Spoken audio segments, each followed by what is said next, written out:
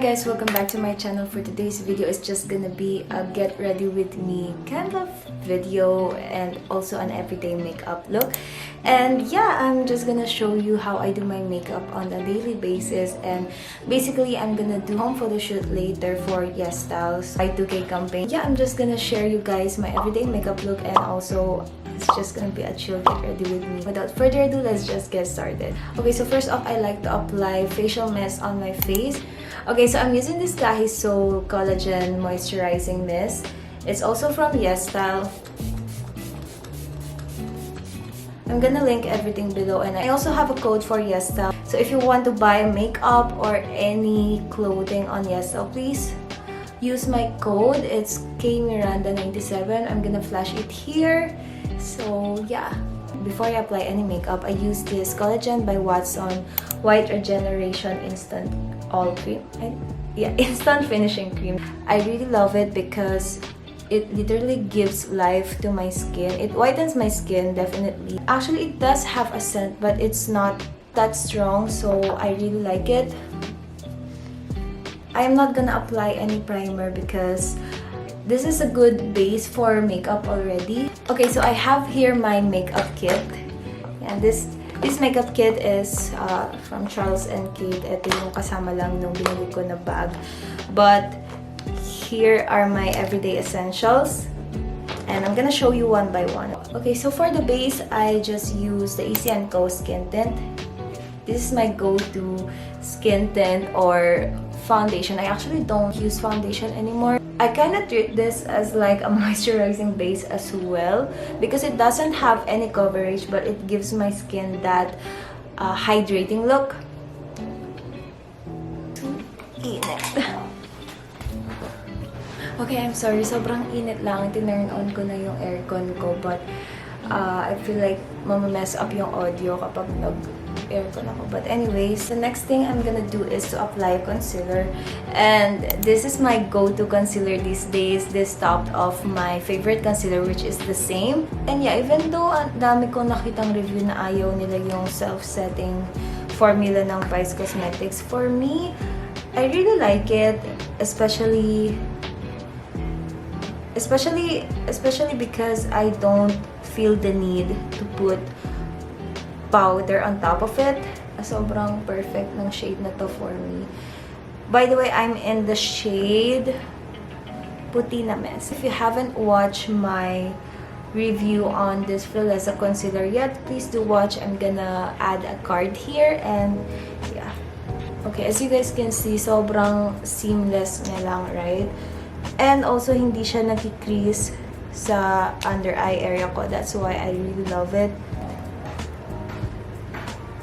Show you guys what my base looks like right now. It's perfect. Okay, so for the blush, I really... Shh. Oh my God.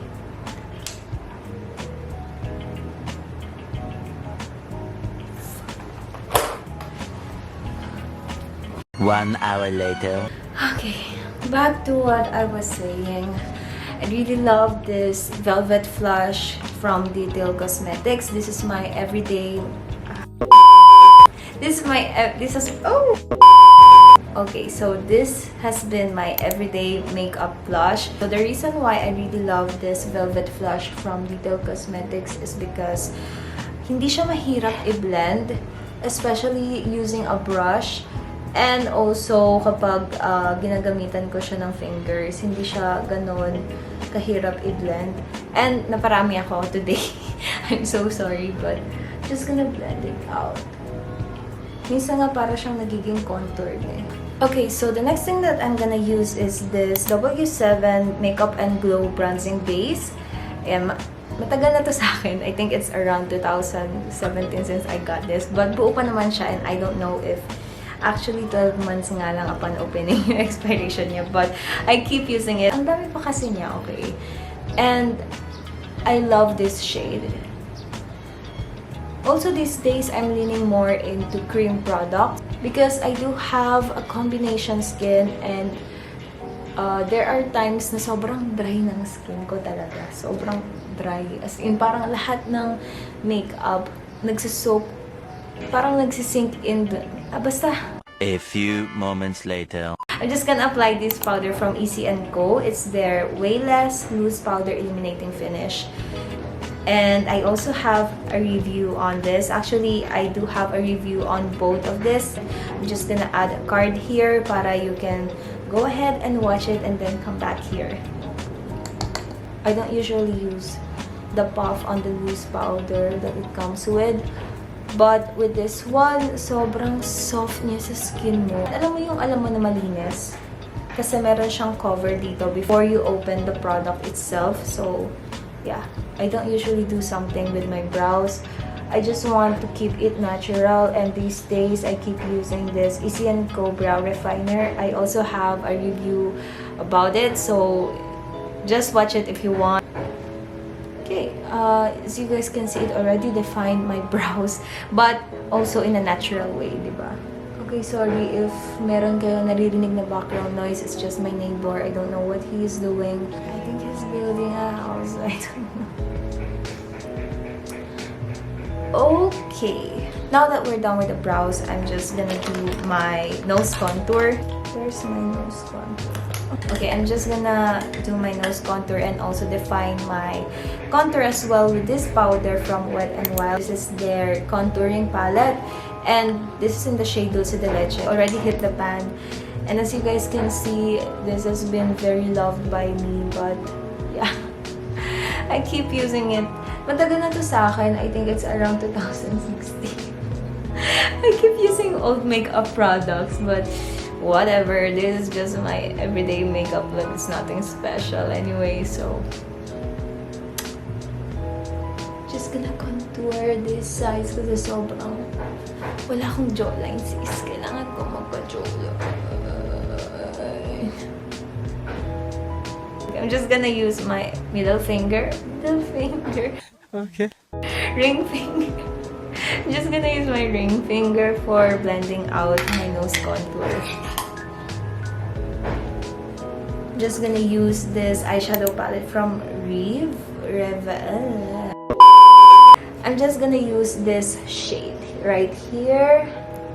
This is my go-to shade. Also, I'm just gonna take this shade, parang brownish orange siya, but I'm just gonna take it all over my lids. Okay. Now that we're almost done, I'm just gonna use my curler from Nichido.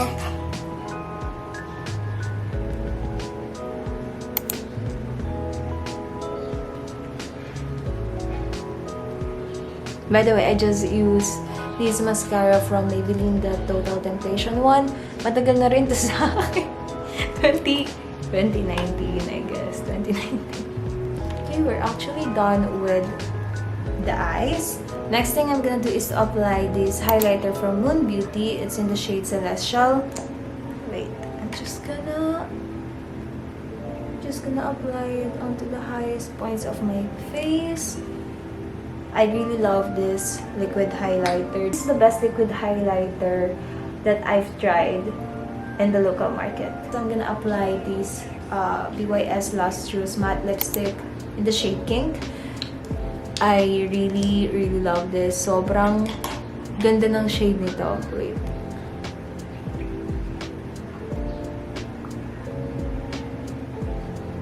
I'm gonna apply the next lipstick. It's from Colorette. Ito yung Easy Matte Cool Down nila.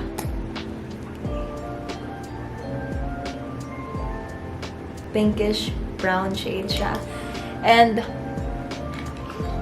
yeah, I think I'm gonna apply a little bit more of the blush. Kasi parang nakukulangan ako sa blush ko. Ayan. I'm just gonna do my hair and I'll be back, okay? Okay, so we're done with the hair as well. Yeah, as you guys can see, this is the final look. Already curled my hair and styled it. But yeah, pretty happy with how my makeup turned out today. Sobrang fresh.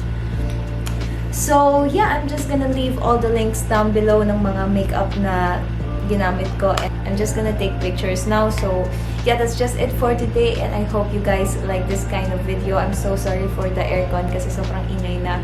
But, yeah, that's just it. And I'll see you guys next time, okay?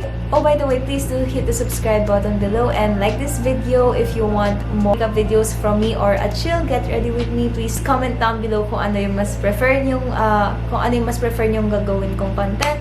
And I hope to see you guys next time. Bye!